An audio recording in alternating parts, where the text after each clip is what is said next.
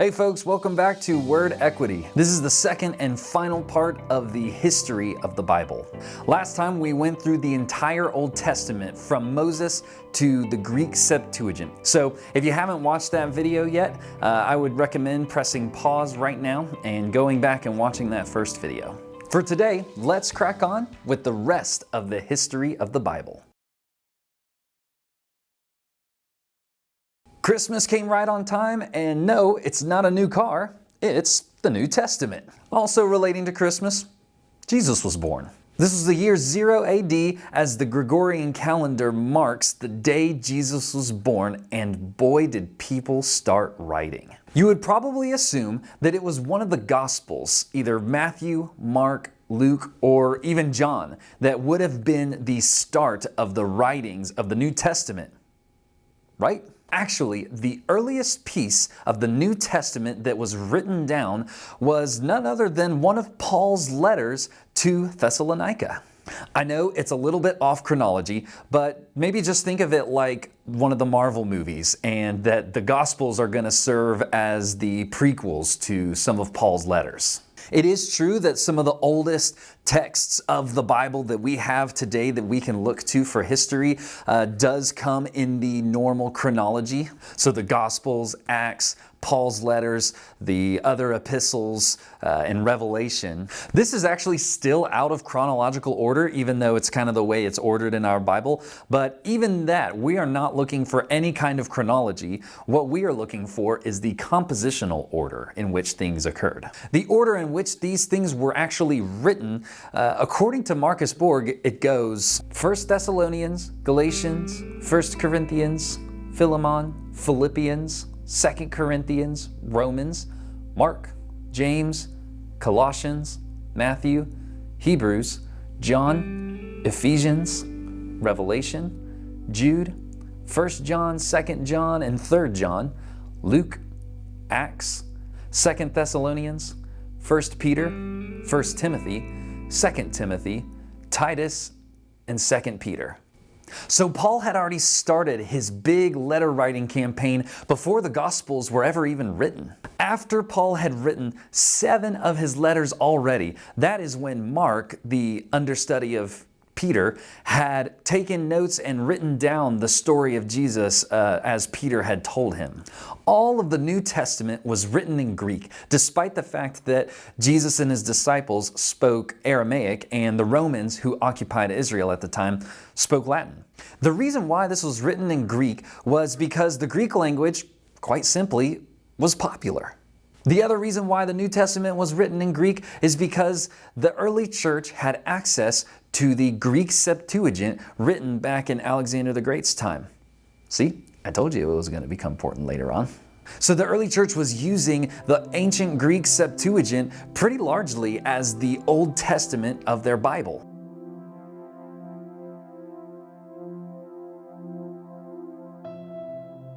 So while Paul was writing his letters and getting arrested, but he was also still writing, Matthew, Mark, Luke, and John were also writing their Gospels in different variations and different forms. Through Luke's research and through Luke's experience, he then writes the aftermath of the death and resurrection of Jesus, which is called the book of Acts. So then other epistles, who are also named John and Peter, which can get kind of confusing. They're different from the disciples, but they write their own theologies and philosophies on how a person should live their life according to Jesus' will.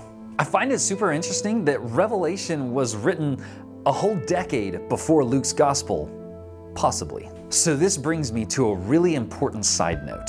Luke's gospel, and when it was written, is still heavily debated to this day by Christians and non-Christian historians. It is pretty widely accepted on both sides of the coin that Luke and Acts were written by the same author. They both have the same writing styles, and Luke pretty much claims it at the beginning of Acts. Christians and non-Christian historians also agree that Luke and Acts were pretty much written around the same time period. So the problem in the debate is where Luke and Acts fit within the timeline of when they were written. And the real issue kind of boils down to Luke doesn't include Paul's execution in the book of Acts.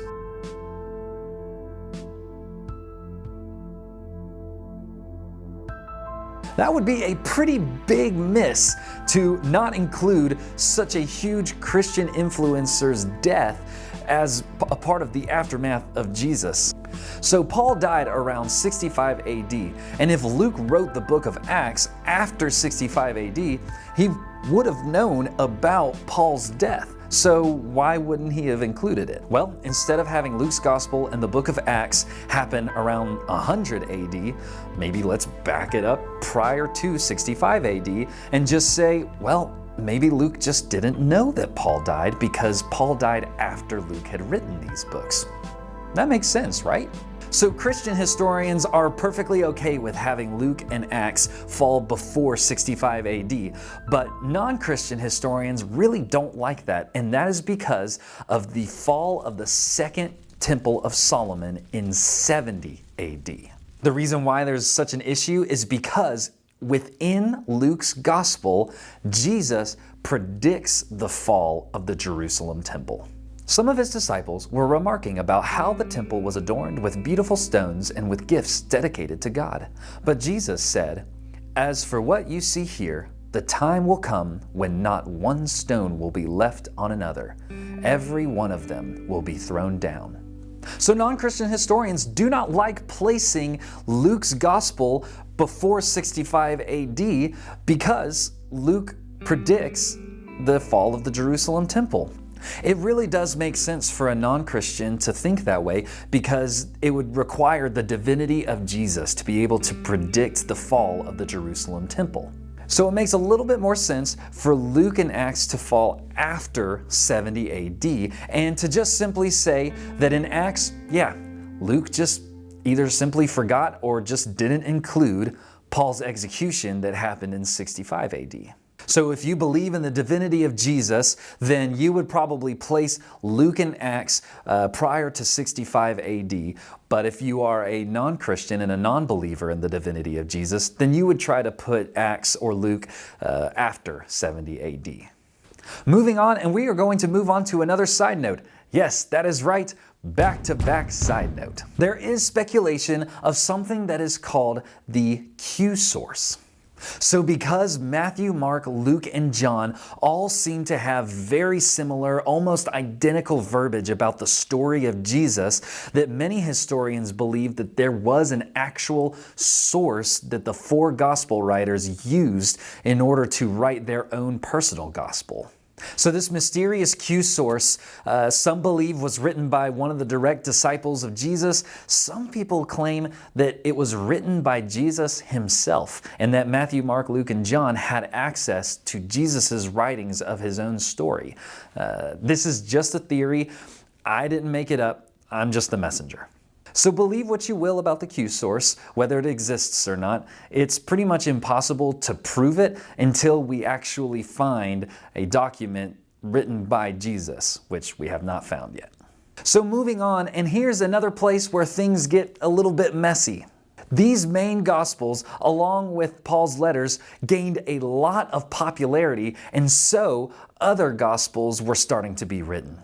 It's hard to know what to believe about Jesus when so many other Gospels, so many other stories were being written about him that were taking on the name and the guise of the OG disciples. A Gospel of Mary or a Gospel of Thomas, for example. So some of these Gospels are known as the Gnostic Gospels. Gnostic meaning to have knowledge in Greek and Latin. The problem is all of these Gospels were just being spewed out from all different directions and no one knew what to trust and what not to trust. What was true? What wasn't true? The Gnostics believed that they had this higher knowledge because they had attained these secret Gospels. The hard part was there was no real canonization of the Bible. Many of the assemblies and early churches were gaining these different sources and different gospels, and the hard part was who knew what was right and what was wrong. In the 300s AD, Constantine became the emperor of Rome.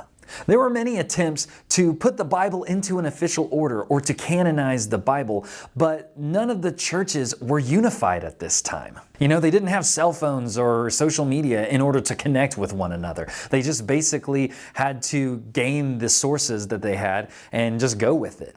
So Emperor Constantine was first converted to Christianity when he received a dream from God to put a symbol on all his banners and shields, and by doing so, he would win every single battle. So this symbol is called the Chi symbol, Chi and Rho, which are the first Greek letters of Christ. This is how the Roman Empire became the Christian empire and thus began the Roman Catholic Church. Catholic is Greek for universal. So he wanted to have this all-encompassing universal church that would gather all the assemblies and unify all the early churches of the time. So then Constantine, in the mid-300s AD, gathered all the church leaders for the first Council of Nicaea, or the Ecumenical Council. Ecumenical meaning worldwide. So this is the first of many meetings that would establish creeds, organized Catholicism, unified doctrine and theology, and finally, for the first time, a finalized and canonized Bible. This was a huge ordeal, and there were many debates and votes and probably fist fights. Maybe not, but that'd be pretty funny. One of the greatest and intense councils of all time, and suddenly the Christian religion was born and unified throughout the known world. So after a few years, once the Bible was canonized and organized, Pope Damasus commissioned St. Jerome to translate the Bible into Latin, which is called the Vulgate. In Latin, Vulgata means common or popular. The Vulgate was the first and the full translation of the Hebrew Old Testament and the Greek New Testament, all concise in this one language. This was deemed the authoritative Bible, which Biblia in Latin means books. The reason why it was called the Vulgate was because anyone who was literate in the Roman Empire, which was really large at the time, could read it and could understand it. St. Jerome is quoted saying that ignorance of the scriptures is ignorance of Christ. Sadly, this belief didn't really last very long in the Roman Empire, and so with the collapse of the Roman Empire, so too fell the understanding that the public should have access to the Bible. So as people began to branch out and as languages began to evolve in these countries, such as German and French and Italian and even English, Latin became less known and would eventually become a dead language. Latin was dying out so quickly that most people didn't even know it except for the religious priests of the Catholic Church. So because the Bible was written in Latin for hundreds of years, the Catholic Church, the Catholic priests, were the only ones who could actually read and tell folks about the Bible. There were so many pleas from so many different people for a newer translation of the Bible so that the public could regain some knowledge about God at this time. These ideas for a new translation of the Bible were all shot down by the Catholic Church, and the leaders of these reforms would be labeled as heretics and would even be excommunicated from the church. When newer translations were attempted, Henry Knighton, who was largely against a new translation of the Latin Bible, quoted saying, "The jewel of the church is turned into the common sport of the people." So yeah, he was kind of a doinker. In reality, the Catholic Church loved the idea that they were the only ones to the keys of salvation and grace from God, and that the common people had to come to them in order to have a relationship with God. Of course, like I said before, many attempts at a new translation of the Latin Bible were made. The translation from the Vulgate Latin to what's called Middle English was written by somebody named Wycliffe. Wycliffe's Bible was written in the late 1300s, and though he probably didn't write the whole thing himself, he and another guy named John Purvey came up with this Middle English translation of the Bible, and they were going against the Catholic Church kind of in the middle of what's known as the Peasants' Revolt. The Catholic Church, naturally, didn't approve of Wycliffe's translation and even began to imprison people who used this Bible. Fun fact, many of Wycliffe's Bibles survived the attack of the Catholic Church over new translations of the Latin Vulgate. In the late 1500s, a man named Sir Robert Cotton had attained the Wycliffe Bibles and stored them in his library, and his library was huge. He had so many different intensely historical documents in this library. So after Cotton's passing, the Cotton Library had been purchased and was run by a few of the folks in London, but they were starting to become afraid of, the many fires that were kind of happening throughout London. And so they decided to move Cotton's library. So this is where things get a little ridiculous because, I kid you not, in order to avoid the random fires that were happening in London, they decided to move the Cotton manuscripts into a place called the Ashburnham House. So it's funny to us now, kind of. It's still pretty tragic now, but it was even more so tragic back then because, of course, on October 23rd, 1731, the Ashburnham House burned down. So many important historical documents were lost in that fire, and the Wycliffe Bible was a part of that. So that jumped us forward in time. Let's backtrack back a couple of years to where we left off. So the Catholic Church, the reason why Wycliffe and John Purvey and so many others were revolting against the Catholic Church was because they had started this process of charging people for spiritual practices. You wanted to repent of your sin and receive the grace of God? That'll be $10, please. And if you didn't have the money, then they would essentially say, tough nuggets. Throughout the 1500s, this huge rebellion against the Catholic Church started, and it began by a German named Martin Luther. Martin Luther, among many, were pretty mad that the church was not letting the public have access to the Latin Bible. So he wrote what is called the Disputation on the Power of Indulgences. Man, they had a way with words back then. This was more commonly known as the 95 Thesis.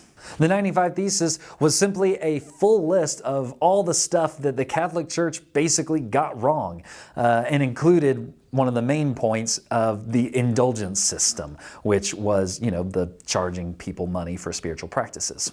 Luther nailed his thesis on the doors of all of these Catholic churches. This idea got a lot of traction, and so many people were starting to disassociate themselves with the Catholic Church. Luther actually at this point in time studies the Greek New Testament and writes the first German New Testament of the Bible. This was in September, so they called it the September Bible. He then translates the Old Testament Hebrew into German, and by 1534, he had written the full German Bible. Simultaneously, while Martin Luther was writing the German Bible, a buddy of his named William Tyndale writes the English version of the Bible. This, of course, sends the Catholic bishops into a little bit of a tizzy, and so they end up rounding all the copies of William Tyndale's English Bible and try to burn all of them. The burning was so well orchestrated that out of 3,000 copies of the English Bible, only 2 of them survived. The 2 that we have are still around today, and apparently one of them I think is in London somewhere. William Tyndale, however, does not give up hope, and he goes into hiding and continues to write more translations of the Bible and continues to revolt against the Catholic Church until the Catholic Church finally does catch up to him and actually executes William Tyndale. So, they forgot about one of the big rules of the 10 Commandments, but what are you going to do? So it kind of seemed like the Catholic Church was kind of winning against the Reformation and all the revolts that were happening until the Catholic Church kind of made a big boo-boo. So King Henry VIII, the King of England, wanted to get an annulment on his marriage, and the Pope said no. He said no during the time when they are at war and probably could use a little bit of kingly support. He denied the king what the king wanted. This showed the king that the Pope was way too powerful, and that didn't fly with the king.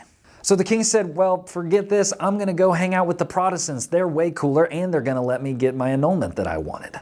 So with the king's backing, the Protestant Reformation now had some real oomph behind it. So all that to say, the Protestants end up winning, and the Church of England is born.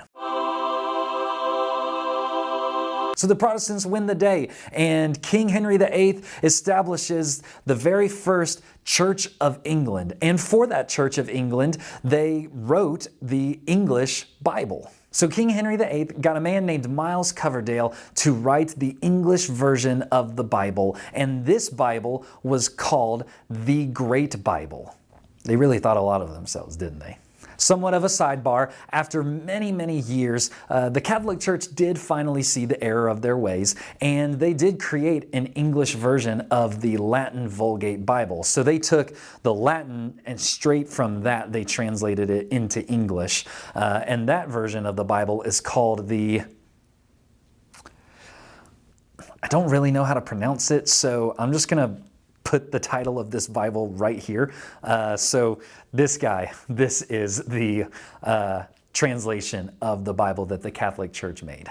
It was named after the universities that these students went to who created the English version out of the Latin Vulgate. And it was later revised using the biblical Hebrew and Greek.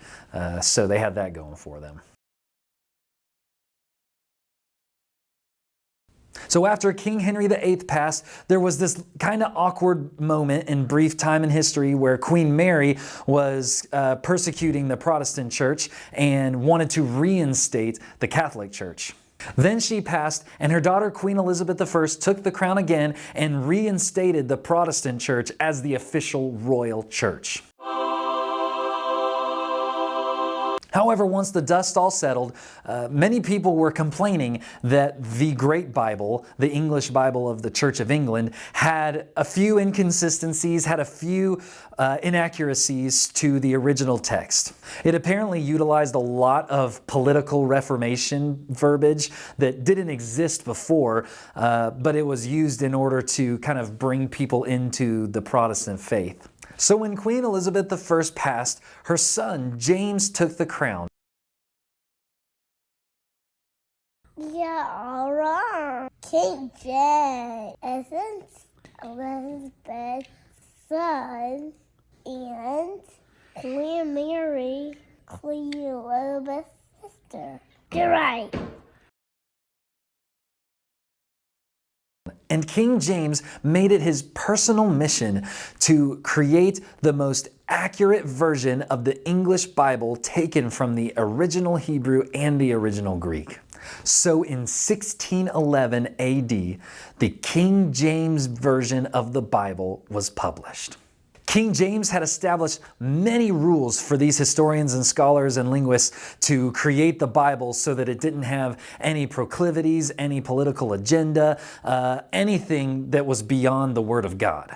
However, they still wanted the King James Version of the Bible to be very popular throughout England and throughout the world, really. And strangely, the way to do that was by keeping a lot of Luther's German pronunciation of names and things. So they went with the name Joshua instead of Yehoshua, or Jehovah instead of Yahweh. Other than that, however, with all the resources of the crown, the church, and the universities, this was the most accurate version of the Bible translated to date. Fun fact, one of the first copies of the King James Version of the Bible accidentally left out the word not in one of the 10 Commandments. So, kind of hilariously, it said, "Thou shalt commit adultery." Apparently, King James fined the printing companies £300 to make up for their mistake, which back then was a lot of money. I guess the fine was necessary if you've got a bunch of people out there thinking that God wants them to commit adultery. No idea whatever happened to that version.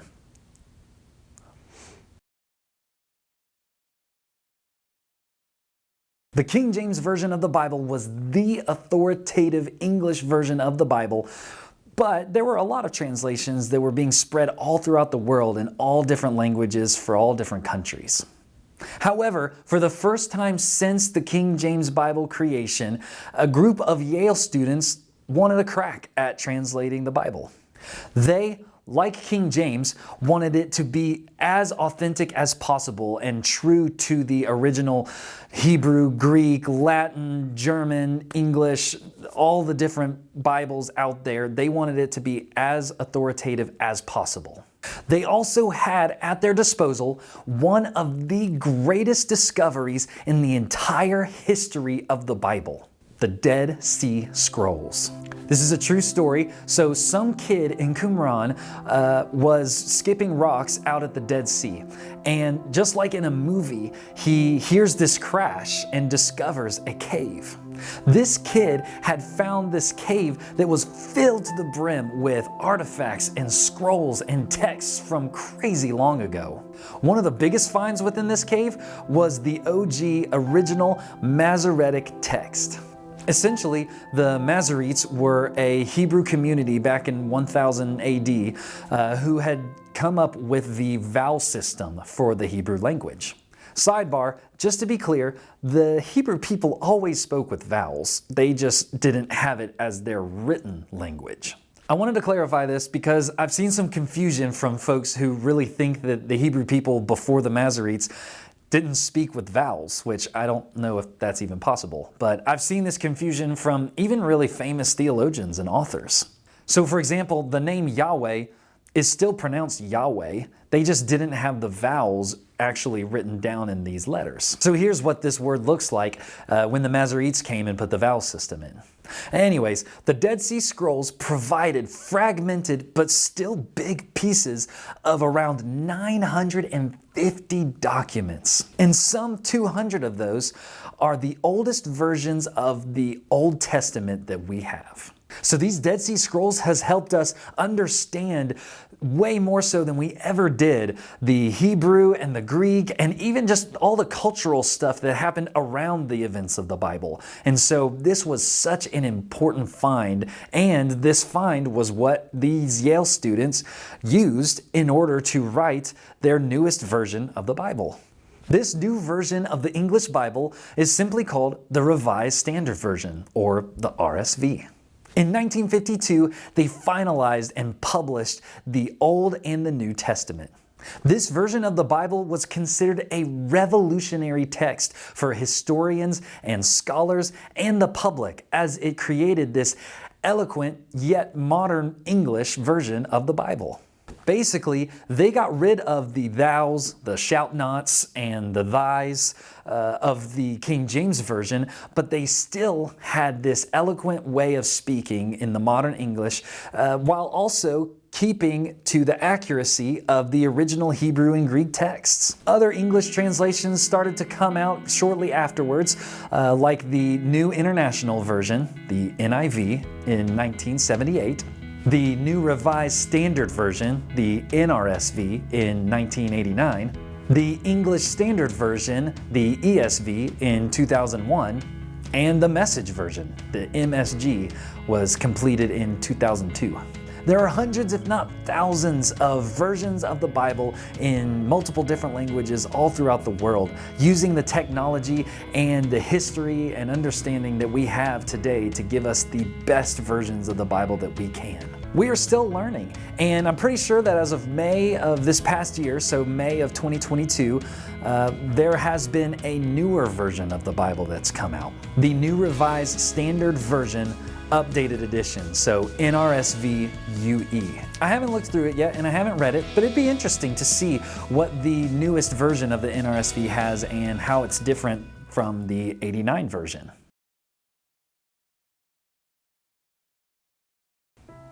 Well, that is all, folks. The history of the Bible from when Moses was given the stone tablets on Mount Sinai in 1446 BC all the way to May of 2022 with the NRSV UE version, we have expanded the entire history of the written Bible. I hope that this was interesting and educational for you, learning about how we basically have this written word that is just everywhere in our churches and in our hotel rooms, and for a lot of us in our own bedrooms and on our bookshelves. On a quick personal note, I want to point out just how intense of a process it was for this Bible to end up in your hands. Even if you're not a believer, this text and its survival throughout history is really nothing short of a miracle, be it divine or otherwise. Its history is filled with literal fire and blood.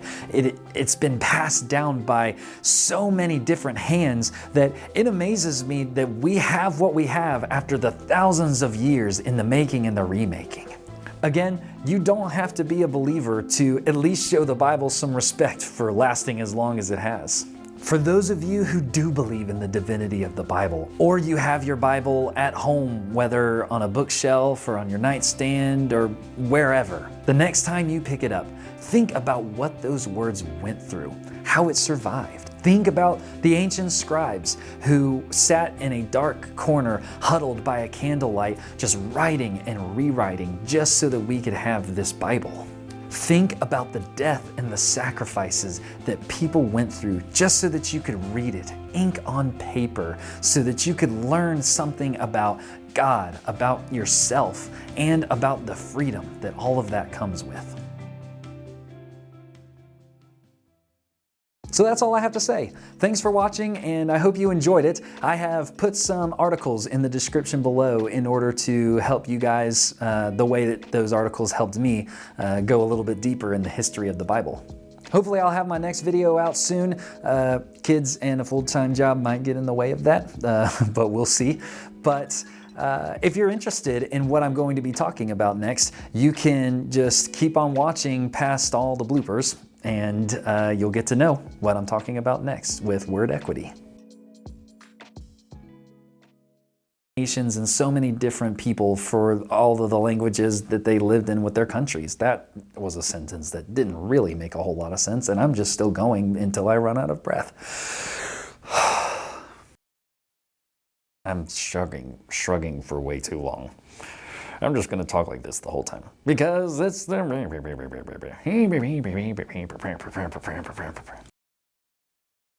For today, let's crack on with the rest of the history of the Bible.